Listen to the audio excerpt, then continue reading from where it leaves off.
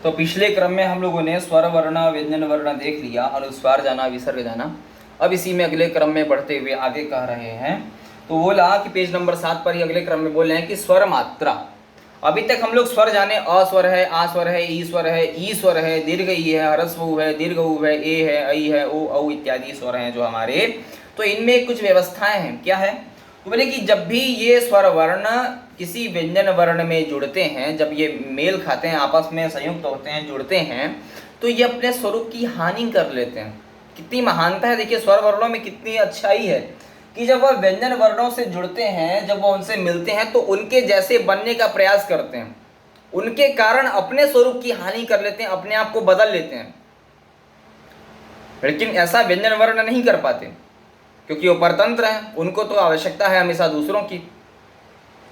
तो बोले कि स्वर मात्रा के बारे में हम लोग मात्रा जाने, मात्रा किसे कहते हैं, अर्थात ये समझ लेते हैं पहले। तो बोले कि ऐसे स्वर वर्ण, ऐसे स्वर अक्षर, ऐसे स्वर वर्ण, ऐसी स्वर ध्वनियाँ जो जब किसी व्यंजन वर्ण से, ऐसे स्वर वर्ण जब किसी व्यंजन वर्ण में जुड़ते हैं, वह उनसे मेल खाते हैं, जब उनसे मिलते हैं, उनके साथ प्रयुक्त होते हैं, तब अपने स्वरूप की हानि करते हुए वह किसी निश्चित एक चिन्ह के माध्यम से, एक निशान के माध्यम से, एक ऐसे मार्ग के माध्यम से पहचाने जाते हैं, जाने जाते हैं, उन्हें ही मात्रा कहते हैं।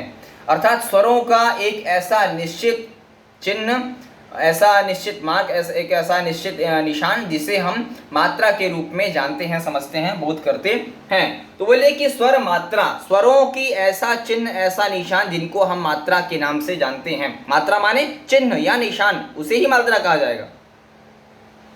जब किसी व्यंजन में स्वर जोड़ा जाता है तो मात्रा के रूप में दर्शाया जाता है। दर्शाया जाता है मतलब दिखाया जाता है। आप देखते हैं लगा हुआ है विसर्ग में, वह व्यंजन वर्ण है। अब छोटी की मात्रा थी, जब वो छोटी की मात्रा व में जुड़ा तो उसने एक निश्चित स्थान ले लिया, एक निश्चित चिन्ह का रूप ले लिया। तो कैसा रूप लिया? तो बोले कि इस प्रकार से वह जुड़ने लगी। अगर यही इधर से जुड़ती तो बड़ी ही कहलाती, इधर से जुड़ रही है तो ह्रस्व ही कहलाई, छोटी ही कहलाई।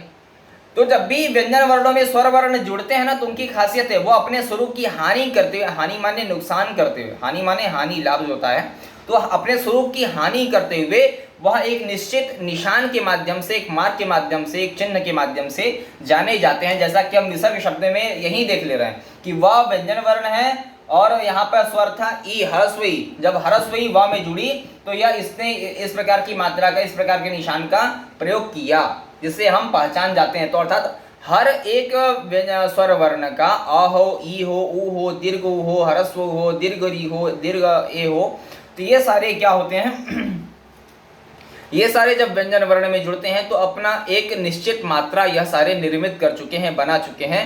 उनको पहचानने के लिए उसी मात्रा के माध्यम से उनको जाना जाता है, पहचाना जाता है, जब वे किसी व्यंजन वर्ण में जुड़े हों। ये तभी नियम लागू होता है। जब वे किसी व्यंजन वर्ण में नहीं जुड़ेंगे तो वे स्वतंत्र रूप से लिखे जाते हैं, जैसा कि उ है, ई है, ए है, ऐ है, ये सब फिर स्वतंत्र रूप से जैसा उनका स्वरूप है वैसा ही लिखा जाता है, वैसा ही प्रयोग किया जाता है। ये दोनों में अंतर है। मात्राओं में स्वरों के स्वतंत्र रूप से प्रयोग किए जाने में यह अलग प्रकार का एक व्यवस्था है। आगे बोलते हैं दर्शाया जाता है। दर्शाना माने दिखाना, टू शो समथिंग। अ की कोई मात्रा नहीं होती, लेकिन अब एक बात इन्होंने बहुत मुख्य बताई और ये जानने वाली बात यह है कि सारे जितने भी स्वर वर्ण हमारे हैं, अ से लेके ओ औ तक जितने भी स्वर वर्ण आ रहे हैं टोटल, तो बोले इन सारे स्वर वर्णों में क्या होता है कि जो पहला वाला स्वर वर्ण है ना, ह्रस्व अ, जिसको अ से अनार कहते हैं, तो वो जो अ से अनार वाला अ या ह्रस्व अ, उसका कोई भी एक निश्चित मात्रा या चिन्ह, एक निशान नहीं है। अर्थात स्वर वर्णों में सिर्फ एक ही वर्ण ऐसा है जो ह्रस्व अ है, जो अ से अनार है, वही वाला अ, उसका कोई भी एक निश्चित निशान या कोई भी मात्रा नहीं है। बिना मात्रा के एक ऐसा ही मात्र एक स्वर है जिसको प्रयोग किया जाता है, वह है ह्रस्व अ का स्वर। यही एकमात्र एक ऐसा स्वर है जिसकी कोई भी मात्रा यानी कोई भी एक ऐसा निशान नहीं है। ये बिना किसी मात्रा के स्वतंत्र रूप से प्रयोग किया जाता है। ये इसकी अपनी एक खासियत है, विशेषता है। बाकी सारे किसी न किसी मात्रा के माध्यम से जाने ही जाते हैं। छोटी की मात्रा, बड़ी की मात्रा, छोटा की मात्रा, बड़ा की मात्रा, ओ की मात्रा, आई की मात्रा, सारी मात्राएं, बाकी सभी की अपनी अपनी मात्राएं हैं, वह सारे निश्चित स्थान हैं। ये निशान। बोले अ जोड़ने पर हलंत चिन्ह का लोप हो जाता है, वही चीज बता रहे हैं। अ के जुड़ने पर जब किसी व्यंजन वर्ण में क में जब अ प्लस होता है, जुड़ जाता है, तो काम में लगा हुआ हलंत का चिन्ह जो ये बता रहा था कि इसमें स्वर वर्ण नहीं है, तो वह लुप्त हो जाना। लुप्त माने गायब हो जाना, डिसअपेयर हो जाता है, तो गायब हो जाता है, यानी लोप हो जाना, लुप्त हो जाना, गायब हो जाना, उसी को कहते हैं लोप हो जाना, गायब हो जाना। अब बताया कि व्यंजन वर्ण एक क्रम में लिखा, उनके स्वर वर्ण लिखा, कौन कौन सी मात्रा जुड़ती हैं, और उन स्वरों का एक निश्चित मात्रा निशान भी बता दिया गया। और जब वो जुड़ जाते हैं तो क पर छोटी की मात्रा कैसे लगेगी, क पर बड़ी की मात्रा कैसे लगेगी, क पर छोटा की मात्रा कैसे लगेगी, क पर दीर्घ ऊ की मात्रा कैसे लगेगी, ये सारे स्वर वर्णों को यहाँ पर जोड़कर बहुत ही सरल तरीके से समझा दिया गया है, बता दिया गया है। इसको आप देखकर समझ सकते हैं। अगले क्रम में स्वर जाने, व्यंजन जाने, अनुस्वार विसर्ग देख लिया, स्वरों की एक निश्चित मात्रा, एक निश्चित स्थान देख लिया, निशान देख लिया। अब अगले क्रम में बढ़ते हुए बता रहे हैं संयुक्त व्यंजन। व्यंजनों का एक विशिष्ट भाग, एक विशिष्ट भेद, एक पार्ट, एक ऐसा हिस्सा। बोले किसका हिस्सा है, तो बोले कि ये व्यंजनों का हिस्सा, ये स्वरों के अंतर्गत नहीं आता है, ये होता है व्यंजनों में होता है। ठीक है, तो व्यंजनों का एक ऐसा हिस्सा जो हम लोग अब देखें। बोले कि संस्कृत में कुछ संयुक्त व्यंजन हैं, कुछ ऐसे निश्चित हैं, उनको ज़्यादा नहीं है संख्या, लेकिन कुछ ऐसे निश्चित हैं। क्या, जब एक स्वर रहित व्यंजन का दूसरे व्यंजन से मेल होता है तो संयुक्त व्यंजन वर्ण बन जाता है।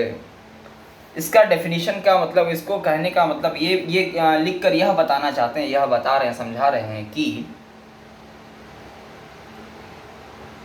हमारे अक्षरों में, हमारे व्यंजन वर्णमाला में जितने भी अक्षर हैं, क से लेके ह पर्यंत, ह तक, उन सभी में कोई भी व्यंजन वर्ण, यानी कोई भी दो व्यंजन वर्ण जब आपस में जुड़ेंगे, मिलेंगे, तो क्या होगा, एक नया अक्षर बनकर तैयार हो जाएगा। अर्थात अक्षरों का एक ऐसा समूह, एक ऐसा भाग, जब दो व्यंजन वर्ण, ध्यान रहे, जब दो व्यंजन वर्ण, स्वरों की बात हो ही नहीं रही यहाँ पे, स्वर नहीं होंगे, उनको हटा दिया जाएगा। जब दो व्यंजन वर्ण आपस में जुड़ते हैं, मिलते हैं, तो एक नया व्यंजन वर्ण, जिसको संयुक्त व्यंजन वर्ण कहा जाता है। अब यहाँ पर बोला कि संयुक्त व्यंजन, व्यंजन तो हमको पता है, क से लेकर के ह तक में जितने भी अक्षर हैं उनको व्यंजन कहा जाता है, ये पता चल गया। उसी में एक शब्द नया जुड़ गया, संयुक्त। संयुक्त कहने का मतलब क्या है, इससे क्या समझा जाएगा, तो बोले संयुक्त शब्द का हिंदी अर्थ होता है, मतलब ये होता है, संयुक्त माने जुड़ा हुआ, अर्थात एक ऐसा अक्षर, एक ऐसा ध्वनि, एक ऐसा वर्ण जो किन्हीं दो व्यंजन वर्णों के आपसी मेल से, उनके आपस में मिलने से, उनके आपस में जुड़ने पर वह निर्मित होता है, निर्माण होता है, वह बनता है, वह स्वतंत्र नहीं है। उनको किन्हीं दो व्यंजन वर्णों ने आपस में मिल करके, आपस में मेल होकर उनको बनाया है। ऐसे वर्णों का समूह या ऐसे वर्ण संयुक्त स्वर, संयुक्त व्यंजन वर्ण कहलाते हैं। अब वह कौन कौन से हैं, कितने हैं, इसका अगला क्रम देखिए पेज नंबर 8 पर। बोले कि यथा माने जैसे। अब हम लोग इस चीज को समझते हैं कि कौन ऐसे दो व्यंजन वर्ण हैं, जब वो आपस में जुड़ेंगे तो एक नया संयुक्त व्यंजन वर्ण बनकर आ। ध्यान है, संयुक्त बार बार बोलने का मतलब है कि दो ऐसे व्यंजन वर्ण आपस में जुड़ रहे हैं, तभी उनका निर्माण हो पा रहा है या संभव है। तो बोले कि जब हमको, देखिए इसमें मुख्य चार शब्द हैं, क्षत्र ज्ञ श्र, ये चार अक्षर हैं, और इसमें एक बता दिया है य, क्षत्र ज्ञ श्र, और य का भी रूप बता रहा है। इसको आगे हम लोग देखते हैं अगले क्रम में। तो हम लोग संयुक्त व्यंजन वर्ण देख रहे हैं, कौन कौन से ऐसे दो व्यंजन अक्षर हैं, जो वर्ण हैं, जो आपस में जुड़ करके एक नए अक्षर का निर्माण करते हैं। तो बोले कि पहला है क्ष, त्र, ज्ञ, श्र और र। ये कुछ ऐसे चुनिंदा ऐसे अक्षर हैं जिनके आपस में मिलने पर क्या होता है, संयुक्त व्यंजन वर्ण कहलाता है, निर्मित होता है। इनमें से मुख्य रूप से बात की जाए तो मुख्य चार हैं, श्र, ज्ञ, त्र और क्ष। ये र है, ये अतिरिक्त है, इसका एक अतिरिक्त में गणना, अतिरिक्त माने अलग से गणना की जाती है, यह मुख्य नहीं आता है। लेकिन क्ष, त्र, ज्ञ, श्र ये मुख्य चार संयुक्त व्यंजन वर्ण कहे जाते हैं। पूछा जाए संयुक्त वर्ण में व्यंजन वर्ण कितने हैं, तो मुख्य रूप से चार होते हैं। कौन, क्ष, त्र, ज्ञ, श्र, जिसको आप क ख ग घ में अंतिम में सबसे लास्ट में इनका उच्चारण करते हैं, बोलते हैं। तो बोले कि अब हम लोग ये बात जानते हैं, समझते हैं कि कौन से दो अक्षर हैं जो आपस में मिल करके इनको बनाया है। ऐसे कौन से अक्षरों का समूह है जो दो हैं जो आपस में मिलकर इनको बनाते हैं। तो पहला अक्षर हुआ हमारा क से कबूतर, यानी वही क अक्षर, व्यंजन वर्ण का पहला अक्षर। जब क में हम प्लस करेंगे, जोड़ेंगे, प्लस का मतलब जोड़ेंगे मूर्धन्य श को यानी षटकोण को, तो बन जाएगा क्ष। जब हम लोग त में प्लस करेंगे, जोड़ेंगे र, तो बन जाएगा त्र। जब हम लोग ज में, ज से जहाज में प्लस करेंगे, जोड़ेंगे इया, तो बन जाएगा ज्ञ। फिर जब हम लोग तालव्य श यानी षड्जम वाले श में प्लस करेंगे, जोड़ेंगे र, तो बन जाएगा श्र। ये दो दो अक्षर ऐसे हैं जब ये आपस में जुड़ते हैं तो क्ष, त्र, ज्ञ, श्र, ये चार संयुक्त व्यंजन वर्ण निर्मित होते हैं, बनते हैं। लेकिन अब यहाँ पर समझने वाली बात कुछ अलग है। क्या? तो बोले कि जब भी हम व्यंजन वर्णों को आपस में मिलाएंगे तो मिलेंगे वो कैसे, कैसे मिल जा रहे हैं वो आपस में ऐसे ही मिल नहीं सकते, संभव नहीं है, इसमें कुछ करना पड़ेगा। क्या? तो बोले कि जब भी हम क, श, र, त, ज, य, र और श इन अक्षरों को बोलते हैं तो इन सभी अक्षरों में एक वर्ण, एक स्वर छुपा बैठा हुआ है। वह स्वर कौन सा है? तो वह स्वर है हमारा अ नाम की जो ध्वनि है। ये अ नाम की ध्वनि जिसका कोई भी मात्रा नहीं होता, यह अ नाम की ध्वनि सभी व्यंजन अक्षरों में छुपी बैठी हुई है, इनमें है। र बोलने में अ सुनाई देगा, य बोलने में अ सुनाई देगा, र बोलने में अ सुनाई देगा, श बोलने में अ सुनाई देगा, क बोलने में भी अ सुनाई देगा, अंतिम में अक्षर सुनाई देगा ही निश्चित रूप से। तो बोले यह जो अ नाम की ध्वनि छुपी बैठी है, ये सभी व्यंजन वर्णों में से जब तक हटाई नहीं जाएगी, इसको गायब नहीं किया जाएगा, हटा नहीं दिया जाएगा, तब तक ये दो व्यंजन वर्ण आपस में कभी भी मिल नहीं सकते। अर्थात दो व्यंजन वर्णों को आपस में मिलाने के लिए इन सभी अक्षरों में छुपी हुई बैठी जो स्वर है, जो अ नाम की ध्वनि है, जो अवर्ण है, उसको हटाने के लिए हर अक्षर के नीचे हलंत चिन्ह का प्रयोग करना पड़ेगा। ध्यान रहे, बताए थे कि हमेशा हलंत चिन्ह का, ये जो हलंत चिन्ह है ये हमेशा व्यंजन वर्णों में ही लगता है, स्वर वर्णों में प्रयोग नहीं किया जाता है।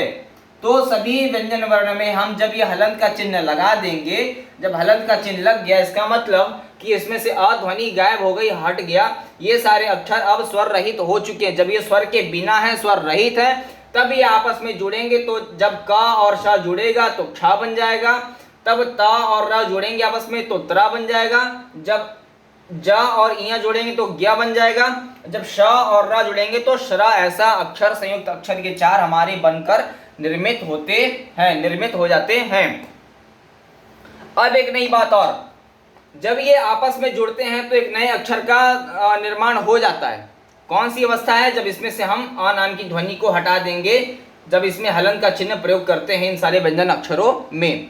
ठीक है, तो क और मूर्धन्य श मिला तो क्ष बन गया, त र मिला त्र बना, ज इ मिला तो ज्ञ बना, श्र मिला श्र बन गया। अब इसी को हम समझने के लिए, भाई ठीक है, क्ष बन जा रहा है, त्र बन जा रहा है, ज्ञ बन जा रहा है, श्र बन जा रहा है, ये बना कैसे, इसको पहचाना कैसे गया? जो जिन लोगों ने इसको बनाया, इन अक्षरों को निर्मित किया, जो भाषाविदों ने, जो भाषा के का निर्माण करने वालों ने इसको अक्षर को बनाया, उनको ये बात कैसे समझ में आई, ये कैसे पहचाना गया? तो इसको पहचानने का, बोलने का, समझने का तरीका यह है कि जब भी हम इन अक्षरों को बोलें तो अपने बोलने के लहजे को, तरीके को, साउंड को, आवाज़ को धीमा कर दें। क्या धीमा करना है? साउंड को। तो बोले कि इसको बोलना है, जब भी क्ष बोलते हैं, क्ष से क्षत्रिय, तो इसको धीमा करिए, क्ष। तो क प्लस श बराबर क्ष। पकड़ में आ गया, समझ में आ गया कि छ बना कैसे, ये समझने की जरूरत है। त्र, हम लोग त्र झटके से बोल देते हैं, बहुत अच्छे से बोल लेते हैं, लेकिन इसी तरह को हम धीमा करके बोलें तो तर, त प्लस र बराबर तर। ज्ञ बोलते हैं, ज प्लस इया बराबर ज्ञ। अब इस ज्ञ में भी कुछ खासियत है, ये तीसरा वाला ज्ञ है ना, इसका कुछ अलग रूप है। हम लोग पढ़ रहे हैं संस्कृत, हम लोग संस्कृत की व्यंजन माला को समझ रहे हैं, हिंदी की नहीं। यहाँ हिंदी की चर्चा नहीं हो रही। तो ये संस्कृत की व्यंजन वर्ण मालाओं में जो एक खास अक्षर है, जो संयुक्त व्यंजन अक्षर है ज्ञ, इसको ज्ञ तो बोलते ही हैं आप, ज्ञानी, ज्ञान, ये सारे शब्द आप बोले होंगे, पढ़े होंगे, जानते होंगे, सुने होंगे। लेकिन इसी को एक और भी नाम दिया गया है जिसको कुछ अलग तरीके से बोलते हैं, वह अक्षर वह शब्द है जिया। इस ज्ञा को ज्ञा भी बोला जाता है और जिया भी बोला जाता है, अर्थात ज और इया जिया। तो जो बड़े विद्वान होते हैं, जो श्रेष्ठ पुरुष हैं, वो लोग इस ज्ञा को जिया शब्द से भी व्यवहित करते हैं, बोलते हैं, प्रयोग करते हैं। जब संस्कृत के किसी विद्वान को देखेंगे तो वह ज्ञा ना बोल करके जिया बोलता हुआ आपको ज्यादा सुनाई पड़ेगा। आप इस चीज को उसको उन व्यक्ति को प्रयोग करते हुए आप देखेंगे। तो जा प्लस इया बराबर ज्ञा या जिया, इसको आप ज्ञा भी बोल सकते हैं, जिया भी ऐसा भी बोल सकते हैं। तो इसको कैसे पहचाना गया? तो बोले कि जब जा और इया मिले तो जिया बन गया, इसी जिया को लोग ज्ञा बोलने लगे। तो ज्ञा कहिए या जिया कहिए, बात वही है, अक्षर को, इसी अक्षर को जाना जाएगा, बाकी अक्षरों को नहीं समझा जाएगा इससे। तो जा इया जिया या गिया ऐसा। फिर तालव्य श और र, तो शरा, जो श्रीमान श्रीमती, आप अपने माता पिता का नाम लिखते होंगे तो लिखते होंगे श्रीमती, ऐसा श्रीमान ऐसा नाम। तो श्री शब्द का श्रीमती, श्रीमान शब्द का या श्रीवत प्रयोग करते हैं शब्द, तो वही श्री ये वाले श्रा का हम लोग प्रयोग करते हैं। या तो निश्चित है, बड़ी की मात्रा लग जाती है श्री ये और श्रीमती, तो बोले कि श और र मिल गया शराब। तो हम लोगों ने अब तक ये जाना कि कौन दो ऐसे व्यंजन अक्षर हैं जो आपस में मिलते हैं तो नए संयुक्त व्यंजन अक्षर का निर्माण हो जाता है। उनके मिलने की क्या अवस्था है? तो बोले कि उनमें से छुपा हुआ जो अ नाम की ध्वनि है, स्वर, उसको गायब करना होगा, अर्थात हर अक्षर के नीचे हलन का चिन्ह लगाना होगा। और फिर जब ये हलन का चिन्ह लगने पर जब आपस में जुड़ जाते हैं ना, तब इन्हीं में प्लस हो जाता है अ। तब बाद में अ अक्षर जुड़ेगा तभी ये पूरा अक्षर कहलाता, नहीं तो इस छ के निर्माण होने के बाद भी इसमें हलन तो लगा ही रहता। इसको ऐसे बुलाता क्ष त्र ज्ञ, ऐसे बुलाता, अर्थात इस तरह से ना बोला जाए। इसको ठीक करने के लिए फिर इसके बाद हर अक्षर के बाद अ ध्वनि को प्लस कर देते हैं, अर्थात त और र प्लस बराबर त्र, फिर उसमें अ जोड़ दिए तो त्र, क श बराबर क्ष, फिर उसके बाद अ प्लस कर दिए तो क्ष, क्ष त्र ज्ञ श्र। तो हर अक्षर के बाद इसमें फिर अ अंत में जुड़ जाता है, यह सामान्य बात है। तो इन चारों में बाद में अ जुड़ेगा, जिससे ज्ञ श्र त्र क्ष सुचारू रूप से आप ठीक से बोल पाएंगे, लिख पाएंगे। यही स्वर की महत्ता है। स्वर का यही काम है कि किसी व्यंजन वर्ण को अच्छे से बोलने में, प्रयोग करने में मदद करना, सहायता प्रदान करना। इसीलिए ये स्वतंत्र होते हैं और ये व्यंजन वर्ण परतंत्र होते हैं। यही स्वतंत्र परतंत्र की परिभाषा है। तो अब तक हम लोगों ने जान लिया। तो बोलने क्षमा, वही क्ष से बना क्षमा, क्ष से बना क्षत्रिय, सर्वत्र में त्राया, ज्ञानी में ज्ञाया ज्याया, आश्रम में श्राया, फिर कार्यक्रम में। अब हम लोग चौथा रूप देख लें रिया। इन चारों को देख लेने के बाद अब अगला रूप हम लोग देखते हैं र। ये जो र से रस्सी वाला र है ना भैया, इसका भी अपना एक कुछ खासियत है। जैसे ह का खासियत था वो ह विसर्ग बन जाता था, तो इन व्यंजन वर्णों में जो हमारा र से रस्सी आता है, इसकी भी अपनी कुछ महानता है, ये कुछ अलग ही है। क्या है? तो बोले कि इसको जानने के लिए हम समझते हैं कि इस र के बारे में जाना जाए। ये जो र से रस्सी वाला र है, इसकी क्या विशेषता है, क्या है इसमें खास? तो बोले कि जब किसी, ध्यान दें, बीच में प्लस का निशान लगाया, जुड़ता है। बोले कि जब किसी व्यंजन वर्ण के बाद यहाँ, अर्थात जब किसी व्यंजन वर्ण के बाद यहाँ पर व्यंजन वर्ण हो, व्यंजन वर्ण, अर्थात अब ये बात समझें कि जब किसी व्यंजन वर्ण के पहले, जब किसी व्यंजन वर्ण के पहले कोई भी, जब किसी व्यंजन वर्ण के पहले र नाम का अक्षर आता है, जो र से रस्सी है ये अक्षर आता हो, और उस र के अक्षर में हलंत का चिन्ह लगा हो, अर्थात उस र में स्वर नहीं हो, कोई भी मात्रा या स्वर न लगा हो, ऐसी स्थिति हो, तो बोले जब किसी व्यंजन वर्ण के आगे जुड़ता हो, प्लस होता हो, अर्थात जब किसी व्यंजन वर्ण के आगे पहले में र नाम का अक्षर आता हो, र में कोई मात्रा ना लगी हो, उस र के अक्षर के नीचे हलन का चिन्ह लगा हो, तो वह र किसी व्यंजन अक्षर के आने के कारण, उसके पहले आने के कारण उस व्यंजन वर्ण के ऊपर बैठ जाता है, उस व्यंजन वर्ण के ऊपर बैठ जाता है, उस व्यंजन वर्ण के ऊपर बैठ जाता है। तो बोले जब किसी व्यंजन वर्ण, या व्यंजन वर्ण है, वह व्यंजन वर्ण है, का व्यंजन वर्ण, जितने भी व्यंजन वर्ण है आप सबको लेकर लिख लीजिए, एक क्रम से सभी को लिखिए। फिर क्या करना है, उस व्यंजन वर्ण के पहले, यानी र या के पहले, व के पहले और क के पहले बस र लिख दीजिए, यहाँ पे र लिख दीजिए, यहाँ पे र लिख दीजिए, र में हलंत लगा हो इन तीनों में।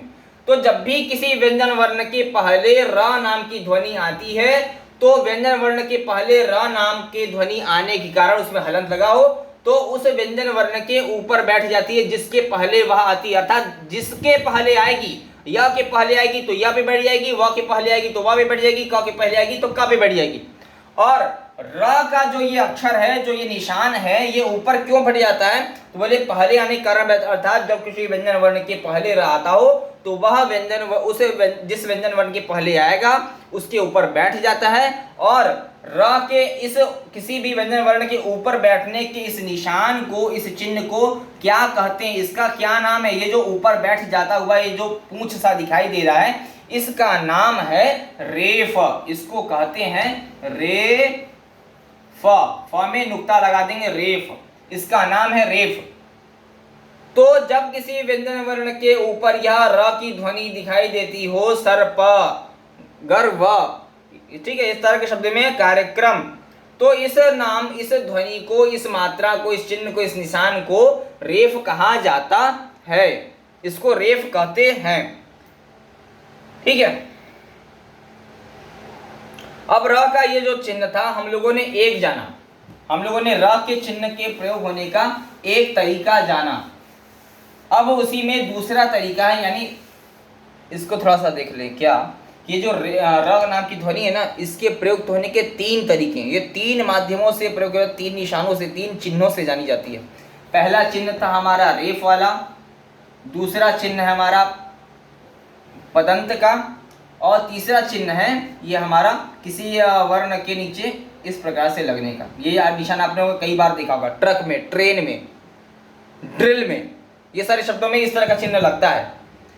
अर्थात र में ये खासियत थी कि ये तीन प्रकार से प्रयोग किया जाता है। पहला था, इसका नाम हम लोगों ने रख दिया रेफ, इसको कहते हैं, इस चिन्ह का नाम है रेफ। जब किसी व्यंजन वर्ण के ऊपर ये बैठा हो इसको रेफ कहा जाएगा। जब किसी व्यंजन वर्ण के बीच में, जब किसी व्यंजन वर्ण के बीच में इस तरह का चिन्ह लगा हो तो इसको कहते हैं पदंत, इसको, इसका नाम दिया गया पदंत। और इस चिन्ह का कोई खास नाम नहीं है, लेकिन इसको प्रयुक्त किन अक्षरों में किया जाता है, किन अक्षरों में ये लगता है, किन अक्षरों में जुड़ा जाता है, वह निश्चित अक्षर है कुछ, तो उनमें है ट, ठ, ड, ढ और या फिर पेड़ वाले ड में। इन अक्षरों में ही, सिर्फ इन्हीं अक्षरों में ये वाला चिन्ह र का प्रयोग किया जाता है, जिसको आप ट्रेन, ट्रक, ट्र, ड्र ऐसा प्रयोग करते हैं। तो ये वाला चिन्ह रेफ का हम लोगों ने प्रयोग देख लिया। अब दूसरा वाला है पदंत वाला। पदंत का क्रम हम लोग देखते हैं, पदंत का चिन्ह कैसे प्रयोग होता है। बोले कि एक शब्द है हमारे पास लिखा हुआ है, यहाँ पर अगला दिया हुआ है, कार्यक्रम के बाद क्रमः, क्रमः, ये विसर्ग का चिन्ह है। ये बोले कि वही चीज दूसरा, तो बोले कि जब किसी व्यंजन वर्ण के बीच में लगा हो तो ये इस प्रकार से, इसको पदंत का चिन्ह कहते हैं। इस पदंत का चिन्ह का प्रयोग करने का मतलब क्या, कैसे होता है, तो बोले जब किसी व्यंजन वर्ण के बाद में, जब किसी व्यंजन वर्ण के बाद में र की ध्वनि आती है, अर्थात अभी तक हम लोग रेफ वाले में देख रहे थे व्यंजन वर्ण यहाँ पे होता था, बाद में र पहले आता था, लेकिन अब बदल चुका है नियम। क्या हुआ, जब किसी व्यंजन वर्ण के बाद में र की ध्वनि आती है तो ये र की ध्वनि बाद में आने के कारण उस वर्ण के बीच में लगती है या नीचे बैठती है। इसके नीचे बैठने का, अंत में प्रयोग करने का, बीच में प्रयोग करने का कारण सिर्फ इतना ही है कि जब किसी व्यंजन वर्ण के बाद में र की ध्वनि आती है, उस व्यंजन, जिस वर्ण के बाद में अर्थात उस व्यंजन वर्ण में भी हलंत लगा हो और र में भी हलंत लगा हो, तो र की ध्वनि बाद में आने के कारण जब इसमें जुड़ जाएगी, आपस में दोनों जुड़ेंगे तो ये बाद में आ रहा की ध्वनि, अतः इसको नीचे बैठना पड़ता है। यही क्रम है, यही इसमें बस खास बात है। तो उसी प्रकार से जो क्र बना, इसी में बन गया म और विसर्ग लग गया तो बन गया क्रमः। यह शब्द हमारा क्रमः बन गया। क्रम माने एक व्यवस्थित रूप, तो एक क्रमः शब्द हमारा इस प्रकार से बना। तो र के प्रयुक्त होने के ये दो माध्यम हम लोगों ने जान लिए। अब बोला अंत वाला तीसरा रूप था, बोले कि ये वाला चिन्ह, इस चिन्ह को हम लोगों ने नहीं देखा, तो बोले इस चिन्ह का प्रयोग होने का मतलब है जब ट, ठ, ड या ढ के बाद इस तरह का चिन्ह आता हो, सॉरी, तो बोले कि इन चिन्हों के बाद यानी इन सारे अक्षरों के बाद जब भी इन सारे अक्षरों के बाद र की ध्वनि आती हो, अब ध्यान रहे र बाद में आएगा, इन सभी अक्षरों के भी बाद में ही र आएगा। तो क्या होगा, इन सभी अक्षरों के बाद में र आने के कारण जब ये दोनों आपस में जुड़ेंगे, ट में भी हलंत लगाओ, ठ में हलंत हो, ड में हलंत हो, ढ में हलंत हो, जब इन अक्षरों के बाद में र आता हो, इन सभी में हलंत लगा हो, तो जब आपस में जुड़ेंगे तो बन जाएगा टर, जब ये दोनों आपस में जुड़ेंगे तो बन जाएगा ठर, जब ये आपस में जुड़ेंगे तो बन जाएगा ड्र, फिर जब आपस में जुड़ेंगे तो बन जाएगा ढ। ऐसा, तो इस प्रकार से ये चारों अक्षर इस प्रकार से जुड़ते हैं जो र की ध्वनि है तीन माध्यमों से व्यंजन अक्षरों में जुड़ करके प्रयुक्त होती है। इसी नाते र को भी संयुक्त व्यंजन वर्ण कहा गया है। क्यों? क्योंकि दो आपस में जुड़ रहे हैं, दो अक्षरों का आपस में जुड़ना ही संयुक्त कहलाता है। यह है संयुक्त कहने का अर्थ।